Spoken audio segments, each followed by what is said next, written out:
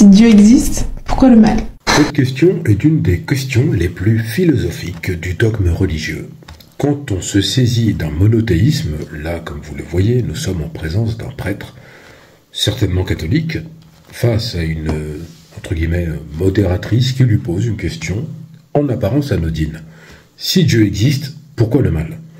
Nous n'allons pas débattre ici sur l'existence ou pas de Dieu, mais justement tenter de répondre à cette question, puisque vous allez voir, la réponse de ce prêtre est des plus surprenantes. Il y a déjà un élément à considérer, c'est que d'un point de vue philosophique, s'il n'y a pas de mal, il n'y a pas de bien. Nécessairement, puisque sans le mal, pas possible d'avoir la mesure du bien. Après, si vous prenez la philosophie d'un point de vue dogmatique et religieux, selon le dogme chrétien, puisque là il s'agit d'un prêtre catholique, donc chrétien, le mal est dû à la conscience du péché originel. Adam et Ève, la pomme, etc. Vous connaissez déjà l'histoire. Ce péché originel serait le premier mal et qu'il serait ensuite perpétué par Caïn tuant son frère Abel. Et le mal après se perpétue de fil en aiguille à travers le monde. C'est un point de vue. Après, vous avez aussi la notion de libre arbitre. Dieu, dans la conception religieuse de ce monothéisme, crée l'humain en capacité de choisir. Il choisit donc délibérément de faire du mal et donc de pécher. Vous avez aussi d'autres dogmes religieux qui peuvent considérer que l'homme fait du mal pour pouvoir ensuite permettre à Dieu de le pardonner, ce qu'on appelle la miséricorde. En effet, si l'homme n'est pas dans le mal, il ne peut pas revenir vers Dieu dans une action de repentir et donc bénéficier de sa miséricorde. Et bien sûr, si on est dans la poursuite de ce processus, on peut s'interroger sur le fait qu'un Dieu omnipotent n'aurait pas à s'embarrasser de la création du mal. D'autres pourront vous rétorquer que le mystère du mal est un mystère qui nous dépasse et transcende la pensée, puisque Dieu a des desseins et qu'on peut voir le mal comme une épreuve ou une opportunité qui nous permet de nous améliorer. Puisque c'est bien souvent le cas de ce que l'on dit, c'est quand on est dans le mal que l'on va appeler Dieu à son secours. Exemple concret, vous êtes sur un bateau à 2 heures du matin, un yacht par exemple, sur une fête, pas ceux de Puff Daddy, je le précise, parce qu'en ce moment il est en prison, et là, vous tombez du bateau par inadvertance, personne ne l'a remarqué, et vous vous retrouvez en pleine mer, en pleine nuit. À votre avis, vous allez appeler qui?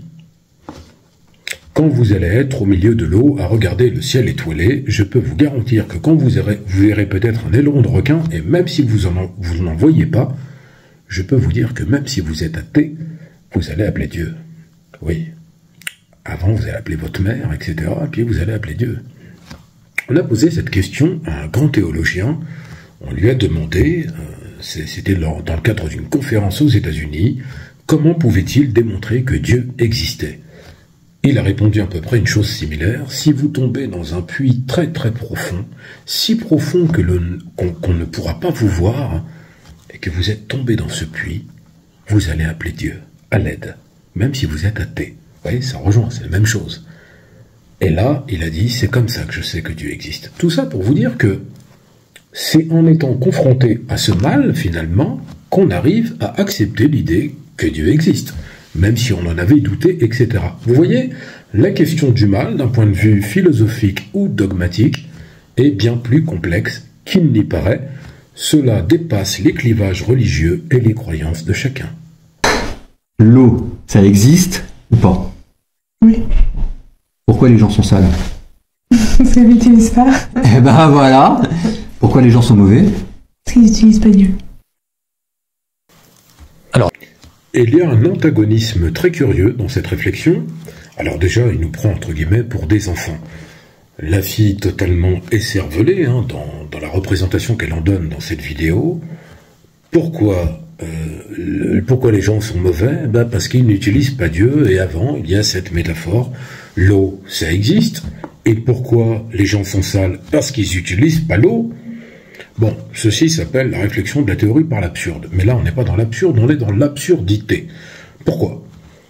Dire que les gens sont mauvais parce qu'ils n'utilisent pas Dieu, comme ils pourraient utiliser de l'eau pour se laver, c'est considérer que si on est mauvais, Dieu agirait comme de l'eau et nous nettoierait le cœur ou l'âme et expulserait de nous tout le mal. Première question, peut-on considérer que l'Inquisition, guidée par Torquemada, où ils ont brûlé des milliers de personnes, où ils ont exterminé les Cathares dans le sud de la France, est-ce que c'est quelque chose de mal ? D'après moi, historiquement, oui, mais d'après l'Église, non. En tout état de cause, lorsque l'on vous soumet à la question, on vous torture jusqu'à que vous mouriez, et là on considère que vous aviez finalement eu raison. Je vous donne un exemple, on vous jette dans l'eau avec des poids, si vous remontez à la surface, vous êtes un menteur, et là on vous tue. Si vous coulez, vous êtes véridique, vous êtes mort, mais finalement vous irez au paradis.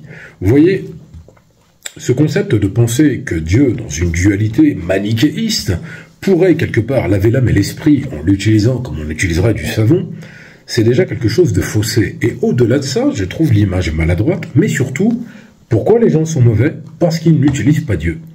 Les gens sont mauvais par essence, c'est la nature humaine. Ce que je veux dire, c'est que même dès la maternelle, vous avez constaté que même si les enfants sont innocents, vous avez toujours un enfant qui va être plus méchant que les autres, qui par exemple va taper d'autres enfants, va les pousser en haut du toboggan, ou va leur voler leur jouet préféré ou leur doudou. Est-ce que l'enfant est mauvais ? Est-ce qu'il est conscient de faire le mal ? Je vous pose la question. Commentaire. Ensuite, vous avez cet enfant qui va grandir, devenir un adolescent, qui va continuer à être turbulent, etc. Commentaire.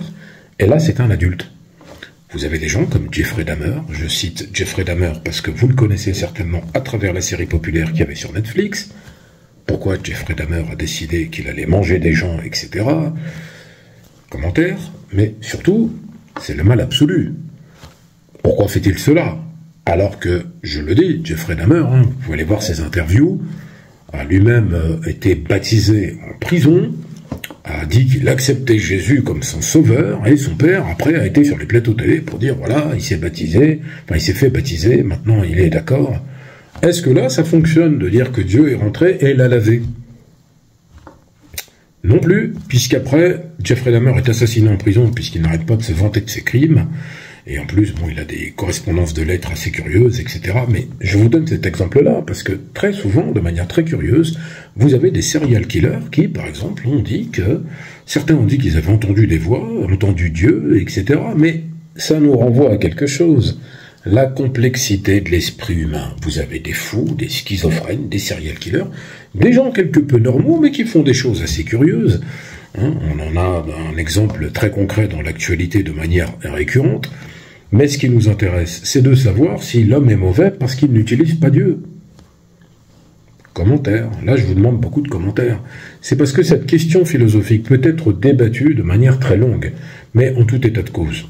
Je ne vais pas me moquer du physique du prêtre qui, quand il annonce parce qu'il ne connaît pas Dieu ou qu'il ne l'utilise pas, on dirait qu'il va aller chercher un enfant de cœur par la main pour l'emmener danser au Vatican, où je ne vous dis pas ensuite ce qui se passe, mais vous voyez, bon là je suis un peu méchant, mais c'est quand même ça. C'est-à-dire que je ne peux pas m'empêcher de supprimer l'image dans mon esprit de ces pasteurs qui chantent devant des enfants au Congo, en Afrique, à l'époque de Léopold II, pour les évangéliser. Vous voyez, pas plus que je ne peux m'empêcher, en me rappelant mes propres livres, Solitude 1, Solitude 2, Akoni Yoruba ou Toya Dahomey, qui traite de la période de l'esclavage, où là aussi vous avez des moines qui baptisent joyeusement les esclaves avant qu'ils montent sur les navires négriers pour une vie de souffrance et de servitude. Je pense que tout ça est l'œuvre de l'homme, que si nous avions affaire à un Dieu interventionniste, il ne se passerait pas ce qui se passe dans le monde, et que c'est l'homme qui fait le mal, et que ce n'est pas Dieu. À vos avis, abonnez-vous, partagez, likez, abonnez-vous, on est ensemble.